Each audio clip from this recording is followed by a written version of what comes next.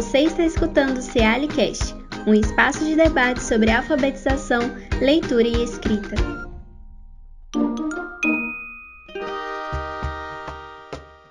Olá e bem-vindos a mais um episódio do Cealicast. O meu nome é Davi, jornalista do Ceali. E eu estou aqui hoje com a Cláudia Rodrigues do Carmo, da Prefeitura de Nova Iguaçu, e a professora Patrícia Bastos de Azevedo, da Universidade Federal Rural do Rio de Janeiro, para falar um pouco sobre a pesquisa delas que gerou o artigo Os Sentidos da Alfabetização nos Programas Federais de Formação de Professores Alfabetizadores. Se vocês puderem falar um pouco de você, se apresentar, professores. Eu sou Patrícia Bastos de Azevedo, como o Davi já apresentou. Eu sou carioca, moradora durante mais de 50 anos da minha vida de Campo Grande, a zona oeste do Rio de Janeiro, e atuo em Nova Iguaçu, que é Baixada Fluminense, há 27 anos. 10 anos como pedagoga da Prefeitura Municipal de Nova Iguaçu e 17 anos como professora da Universidade Federal Rural do Rio de Janeiro, no campus de Nova Iguaçu, que é um campus na Baixada, que se formou em 2006 no governo Lula e se ampliou com o programa Reúne. Cláudia? Meu nome é Cláudia Arsênio, sou professora das redes municipais de ensino, sou doutora, me formei no programa também de educação, contextos contemporâneos e demandas populares, PPG-DUC, na Universidade Federal Rural do Rio de Janeiro, no campus de Nova Iguaçu. Sou iguaçuana, nasci, fui criada em Nova Iguaçu, trabalho em Nova Iguaçu, uhul, Nova Iguaçu. Muito bom. Mas então, para começar a nossa conversa, eu queria que vocês falassem um pouco assim, como é que vocês escolheram as diretrizes dessa pesquisa, Que eu estava lendo um pouco o artigo, vocês falaram que começaram com base nos programas que foram implementados em Nova Iguaçu, a partir da década de 90. Como é que foi essa escolha de parâmetro que vocês tiveram? Eu posso falar um pouco do recorte territorial, Cláudia? E aí Claro. Tá. Então, a Universidade Federal Rural do Rio de Janeiro é uma universidade centenária que a sua sede é em Seropédica, que também é Baixada Fluminense. O Rio de Janeiro, ele é um território complexo, e a Baixada Fluminense, ela faz parte da região metropolitana do Rio de Janeiro. Tradicionalmente, é uma região esquecida, renegada, relegada e negada, às vezes, da sua existência. O campus de Nova Iguaçu, ele foi fundado, como eu já falei na minha apresentação, em 2006, e o programa de pós-graduação em Educação, Contextos Contemporâneos e Demandas Populares, no Instituto de Educação em Seropédica, em Nova Iguaçu, ele tanto atua em Seropédica como Nova Iguaçu, ele tem como o próprio nome diz, ele vai trabalhar com as demandas populares e os contextos contemporâneos. E a Baixada Fluminense, como eu já falei, ela durante muito tempo, ela não existia enquanto espaço de investigação, espaço de se pensar as várias questões pertinentes a ela. Ela era muito citada como espaço de violência, como espaço de negação, como lugar de ausência. Quando a universidade vem para a Baixada Fluminense e o campus, o Instituto Multidisciplinar, que é chamado pela gente carinhosamente de IM, na Baixada Fluminense, e o programa de pós-graduação em educação é fundado, isso tem mais de 10 anos, as relações com essa Baixada, ela muda tanto de perspectiva das relações sociais, a universidade está na Baixada, tem um letreiro grande lá, onde os alunos têm muito orgulho de tirar foto, o Nova Iguaçu escrito bem grande, então isso muda essas relações sociais. E as demandas sociais, essa discussão com a Baixada faz com que pensar a educação e pensar esse território seja tão intenso no programa, e essas demandas sociais.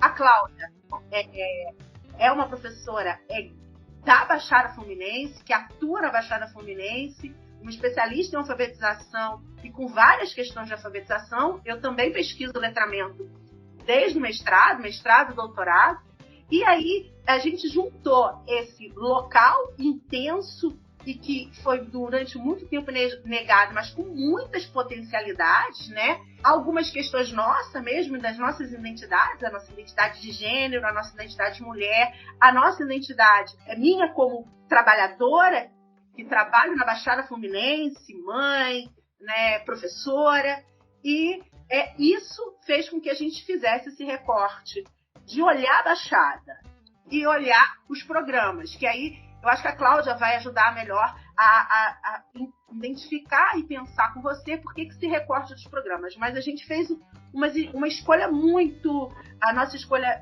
coletivamente na pesquisa de doutorado dela esse território, dialogando com esse programa de pós-graduação, com a Universidade Federal Rural do Rio de Janeiro, um recorte também de gênero, né? A gente não só pesquisa os programas, mas a gente dialoga com mulheres que fizeram esse programa acontecer, esse programa se implementa, e esses programas nessa linha temporal, né?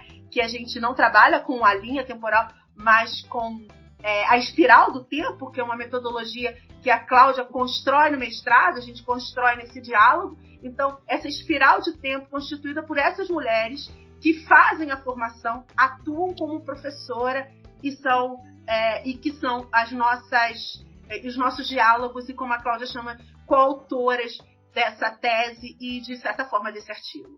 Cláudia. A Baixada ela tem uma questão territorial, como a Patrícia sinalizou, muito, muito interessante. Porque, assim, se a gente olha geograficamente, ela está ali bem pertinho da capital. Né? Ela tem isso de ser essa coisa assim, geograficamente ela não é uma periferia, mas ela se constrói socio-historicamente como periferia. A gente tem várias cidades que eram chamadas antigamente de cidades dormitórios, né? Porque eram lugares que as pessoas compravam perto das linhas, à margem da linha de trem, para poder acessar rapidamente a capital. E aí, por que Nova Iguaçu? Porque Nova Iguaçu, ela assim, dos 13 municípios que constituem a Baixada Fluminense, 7 fizeram parte de Nova Iguaçu. A última emancipação foi agora, na década de 90, no município de Mesquita.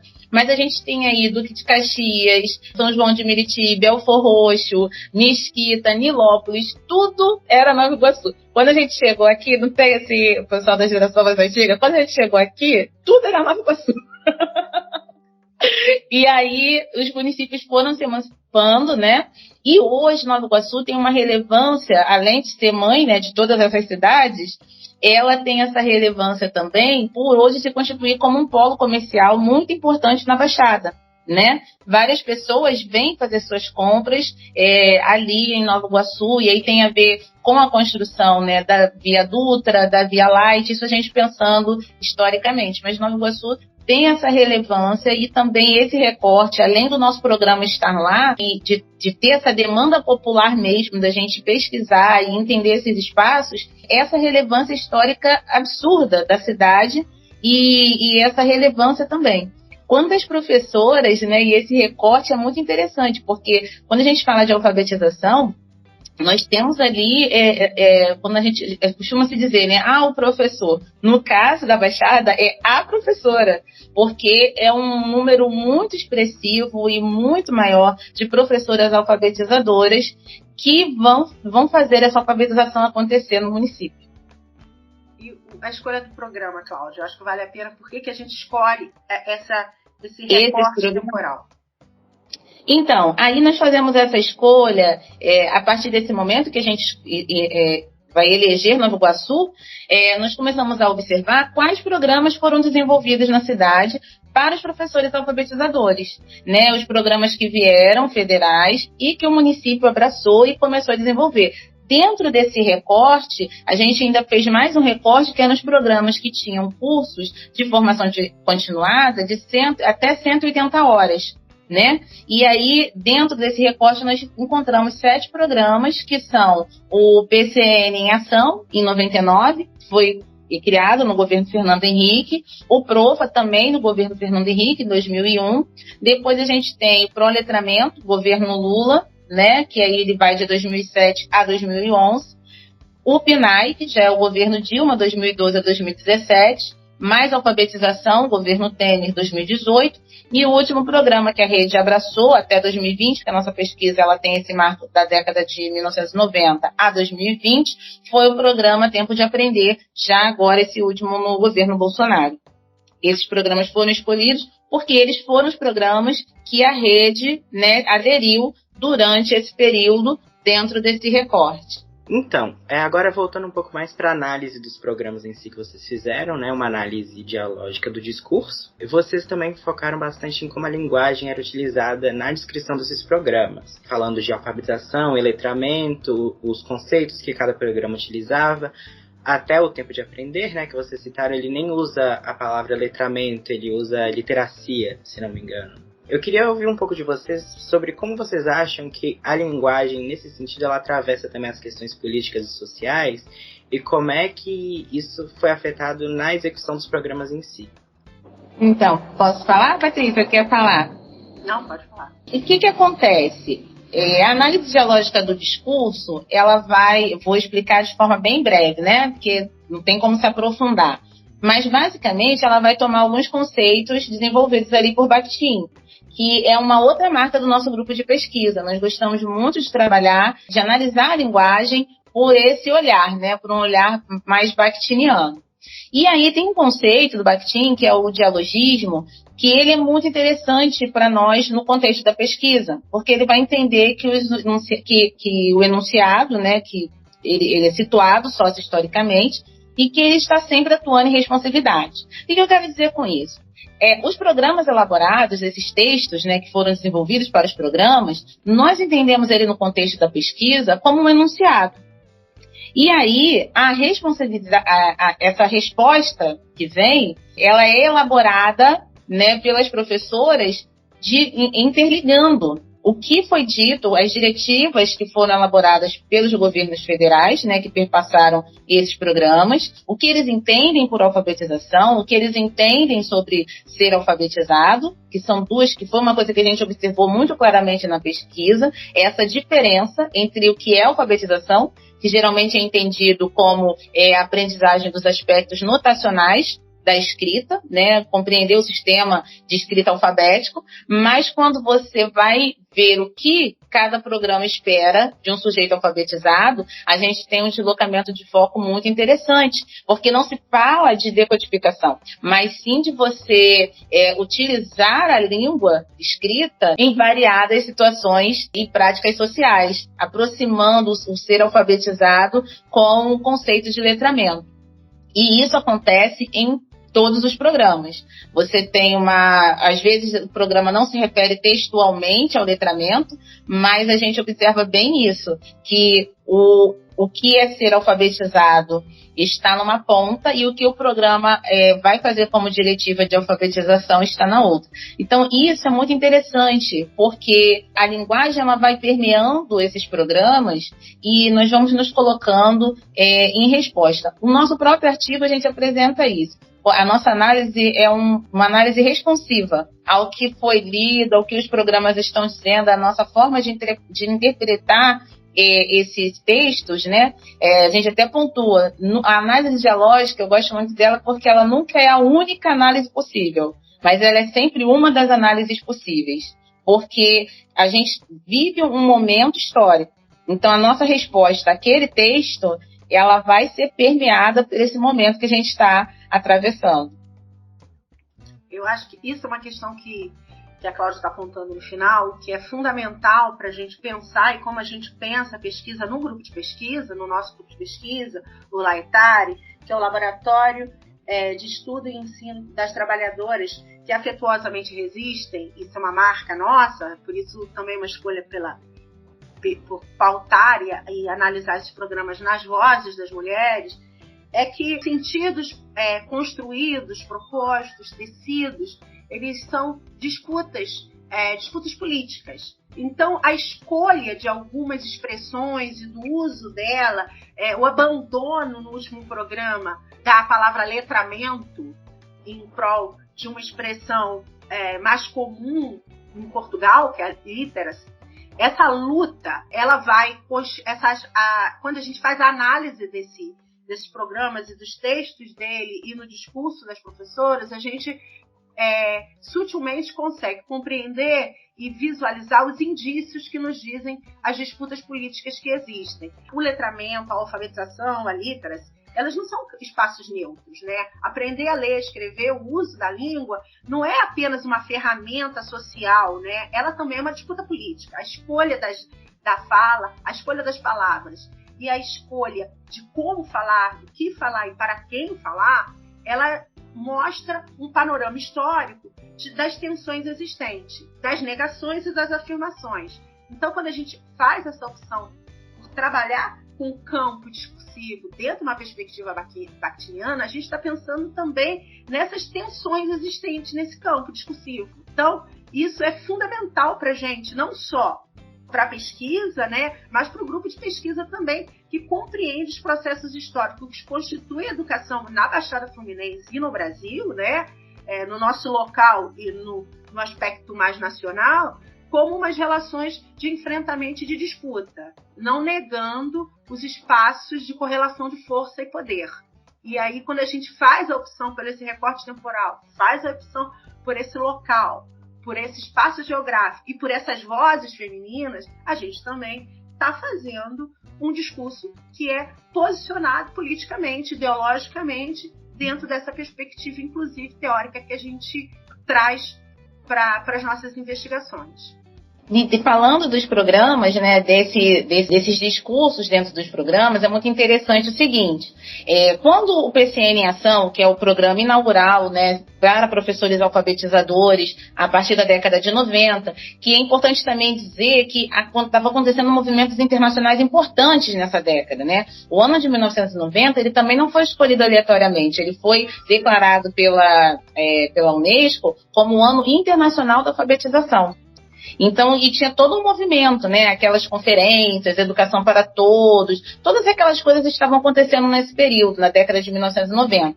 E o interessante é que o programa, o PCN em Ação, que tinha um dos programas, que era o PCN em Ação Alfabetização, ele vem trazendo no texto dele que as pessoas não estavam sendo alfabetizadas adequadamente, que havia um alto índice de evasão escolar, que as pessoas estavam aprendendo a decodificar, mas elas não compreendiam, não eram capazes de utilizar a leitura e a escrita em contextos, em práticas sociais.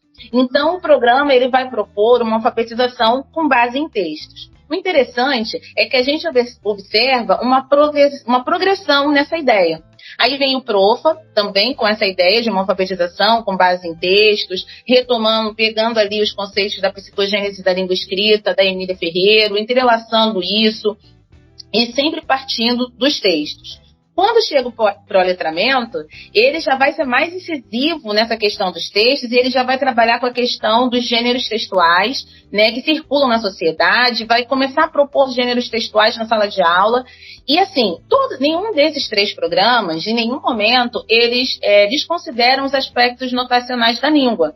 Eles apenas têm um enfoque no uso da língua, nesse cotidiano. Por quê? Porque, como eu sinalizei, lá na década de 90, o problema não era decodificar. O problema era fazer uso da língua, né? Então, assim, esses programas eles vão ter esse enfoque. O PNAEC, ele é, assim, o ápice desse momento, porque ele é instituído como um Pacto Nacional de Alfabetização. Eu me lembro que foi o primeiro programa que os professores receberam uma bolsa para fazer o programa, porque até então as pessoas recebiam bolsas, os formadores, né? No PNAEC, o PNAEC Alfabetização, que foi o primeiro lançado, todos os professores que participaram, eles recebiam uma bolsa para participar do programa.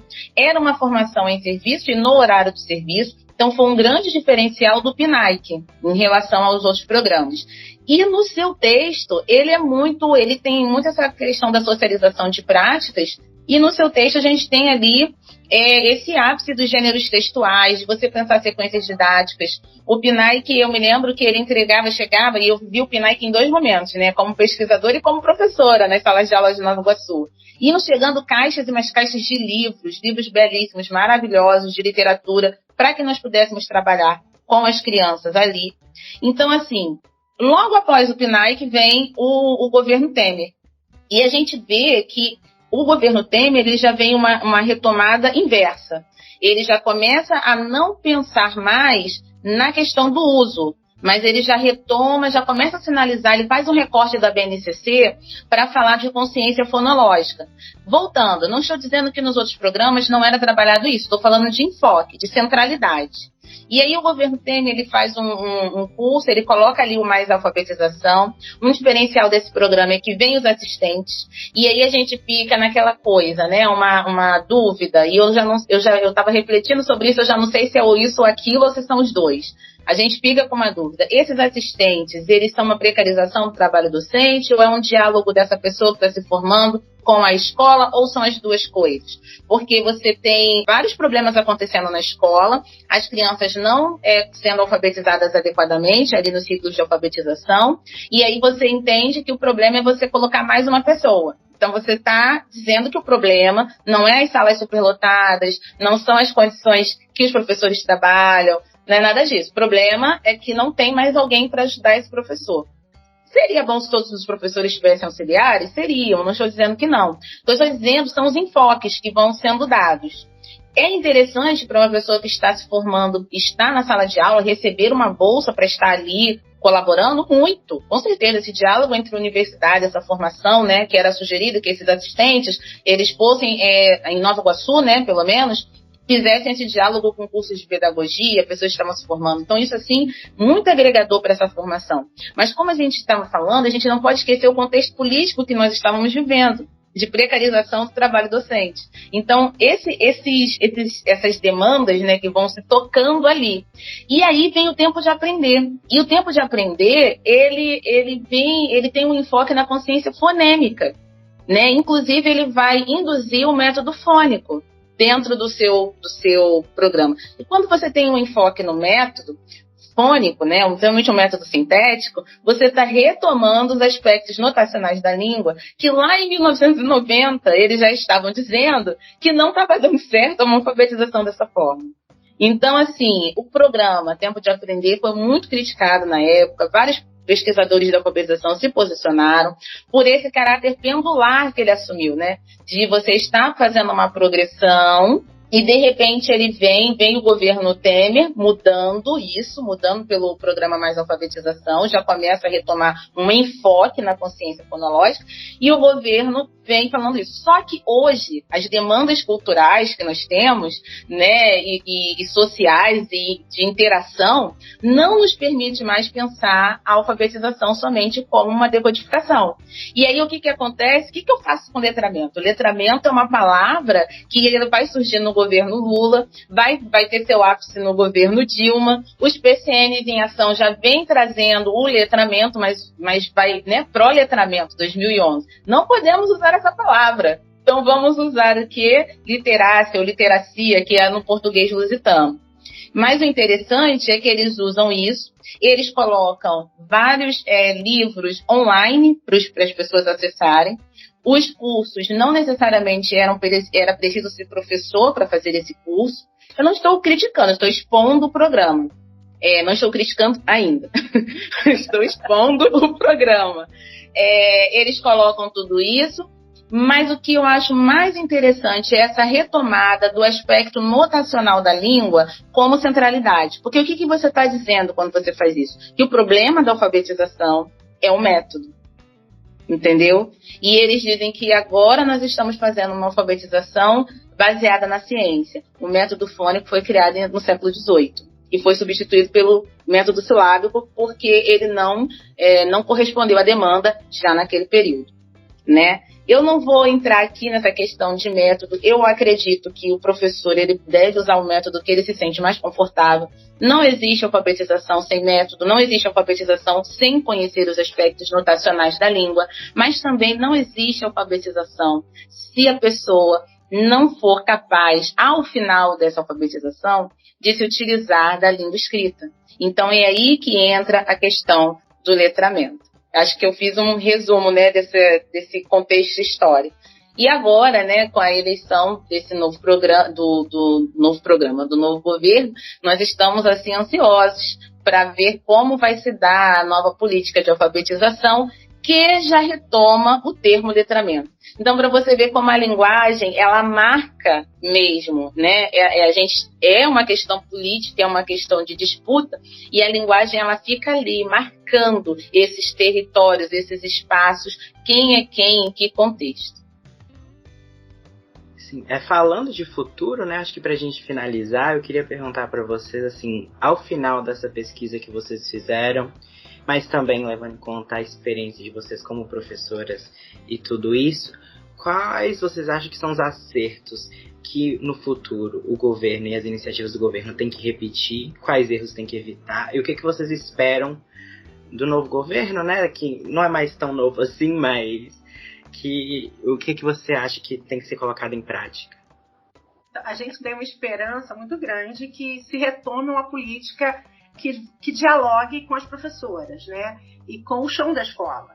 É importante que essas políticas que pense a educação básica, ela seja construída e constituída com quem faz também a educação básica. Então, isso é uma questão que a gente espera, né? Que retorne, que tenha essa política, ela não pode ser alijada de outras questões, como a gente não pode pensar a alfabetização sem pensar as condições de trabalho desses professores, salário, estrutura das escolas, atendimento às comunidades, saneamento básico, moradia e tantas outras questões que permeiam a nossa sociedade, né? Principalmente na Baixada Fluminense. Não dá para a gente pensar a educação pensando que se hoje chover, a gente vai ter a nossa casa inundada. Nesse momento que a gente, inclusive nesse momento datado de hoje, aonde isso é real, né? Que a gente ouve, eu hoje ouvi uma coisa que me deixou assim, muito espantada, que para você ter cuidado com seus eletrodomésticos, você tem que olhar o clima-tempo e ver se você vai deixar ele na tomada ou não, porque isso é uma coisa assustadora. Como assim? Como assim a gente não tem uma rede elétrica que tem estabilidade? Né? Então, todas essas questões parece que a professora senhora está falando de uma outra coisa. A gente quer falar de alfabetização e letramento, mas todas essas questões, elas permeiam e impactam o fazer na sala de aula, né? Então, como a gente pode, os auxiliares, vai ter auxiliar, não vai ter auxiliar, esse professor vai ser garantida a formação dele em serviço, remunerada, aonde ele não vai ter que consumir os seus finais de semana, ou o seu tempo de lazer, ou o tempo doméstico dele estudando, se formando, vai ser garantida essa formação em serviço. Que tipo de formação é essa? Essa formação, antes de ser executada, havia um diálogo com essa comunidade escolar, com esses pais, com essas mães, com essas crianças, com esses professores, com essa direção, com essas secretarias de educação, para compreender as demandas dela. Então, para o futuro, o que a gente espera? Que as políticas públicas, elas não sejam hierarquizadas, mas que elas sejam dialógicas, que elas se aproximem de quem faz a educação, né? Quem está na labuta e que pesquisa sobre ela em diálogo com essa sociedade. E que seja cada vez mais próximo o espaço universidade, educação e escola, dentro de uma aproximação que a gente pode ampliar e construir, né?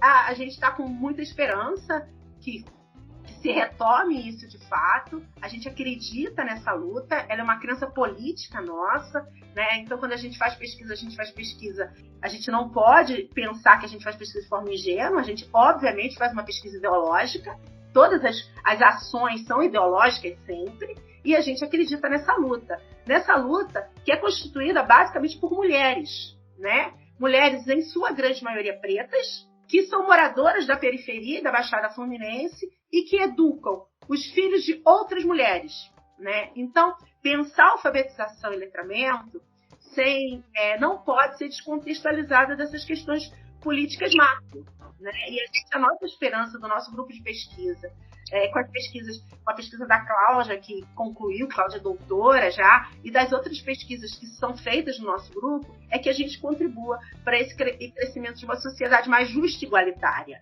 A gente deseja transformação social e a gente quer que a alfabetização e letramento esteja nesse aspecto dessa transformação social, inclusiva, socialmente diferenciada. Sim, e também aprender com as últimas políticas que foram colocadas, né? Principalmente, agora é uma crítica, principalmente a última política, que desconsiderou totalmente tudo que vinha sendo produzido na área e retomando equívocos históricos, né? A gente não pode, como já dizia, né, a querida, saudosa Magda Soares, entender a língua como uma coisa só. A língua é um objeto cultural multifacetado. Para a gente ter proficiência em leitura e escrita, nós precisamos trabalhar todos os aspectos, cultural, notacional, interacionista, né, social, vamos dizer assim, da língua, e é preciso que todos esses aspectos sejam trabalhados para desenvolver proficiência em leitura e escrita em sala de aula. Isto é, eu preciso trabalhar o sistema de escrita, eu preciso entender que a língua foi culturalmente, socioculturalmente escrita, e eu preciso entender que a língua, ela tem também essa questão do uso, né? Quando a gente fala disso, a gente está falando de método, a gente está falando de letramento, a gente está falando de alfabetização, e principalmente, uma coisa que ficou bem claro é que o significado de alfabetização e estar alfabetizado, ele muda de acordo com as demandas. Não é um significado fixo, atemporal.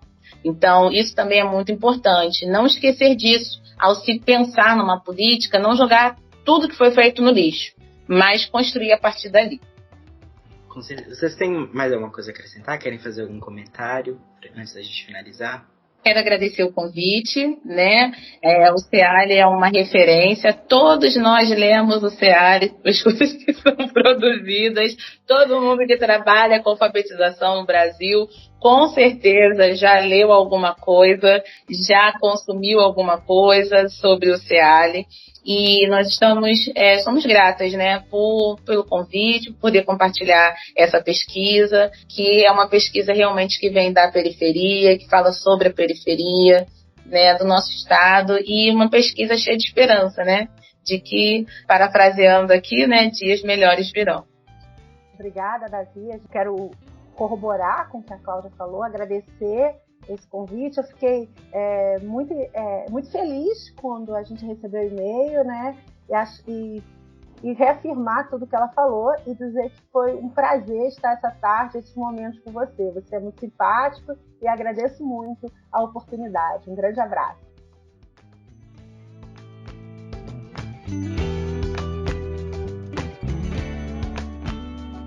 Este foi o SEALIcast. Você pode nos escutar no Spotify e no YouTube. Se quiser, você pode enviar sugestões de temas e perguntas para o nosso e-mail sealicast@gmail.com.